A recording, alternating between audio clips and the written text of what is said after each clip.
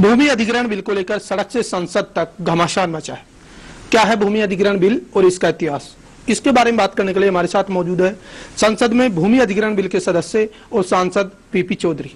Sir, जो भूमि अधिग्रहण bill है उसको लेकर जिस तरह की कयास लगाया जाए, 2015 का जो भूमि अधिग्रहण बिल है क्या है एक्चुअल में? ये 2015 का जो भूमि अधिग्रहण बिल है, दरअसल में यूपीए के टाइम में जो 2013 में जो इनका एक्ट आया है उसमें काफी कमियां रख ली थी।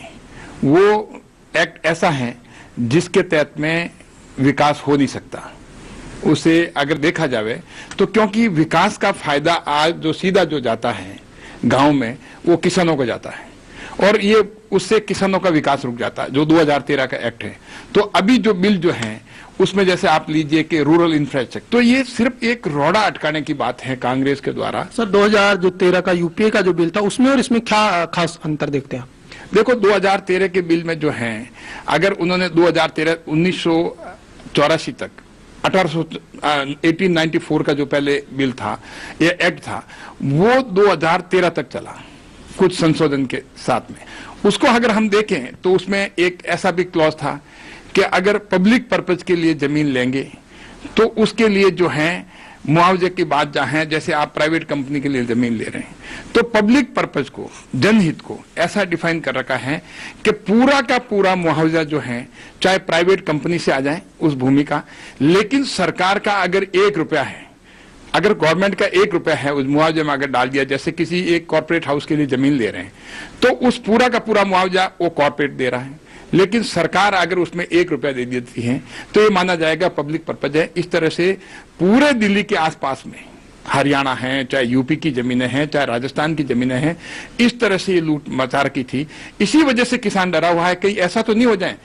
सर, अगर बात करें जैसे स्पेशल इकोनॉमिक जोन, विशेष आर्थिक जोन में कहा गया है कि इस अधिग्रहण बिल के जरिए इंफ्रास्ट्रक्चर डेवलप होगा, रोजगार बढ़ेंगे, तो किस तरह देखते, कैसे बढ़ेंगे रोजगार और किस तरह विकास देखा जाएगा? नहीं, जहां तक इंफ्रास्ट्रक्चर की बात है, अब आप देखिए जहां तक स्किल डेवलपमेंट की बात है, मोदी जी चाहते हैं कि 2022 तक करीब 35 करोड़ 30 करोड़ लोगों को स्किल डेवलपमेंट दिया जाए।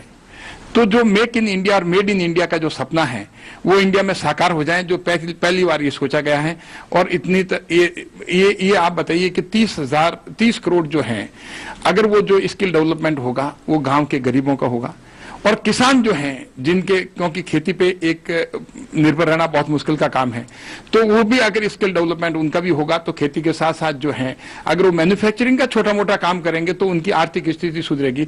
सर, अगर देखा जाए कि इसमें पहले भी 9 संशोधन सांसदों की जो भी राय वगैरह शुमारी आई उसके बाद किए जा चुके, अब कौन सी कमी आपको लगती है, क्या ऐसी बात रह गई जिसको फिर से जोड़ा जाना चाहिए ताकि विरोध खत्म?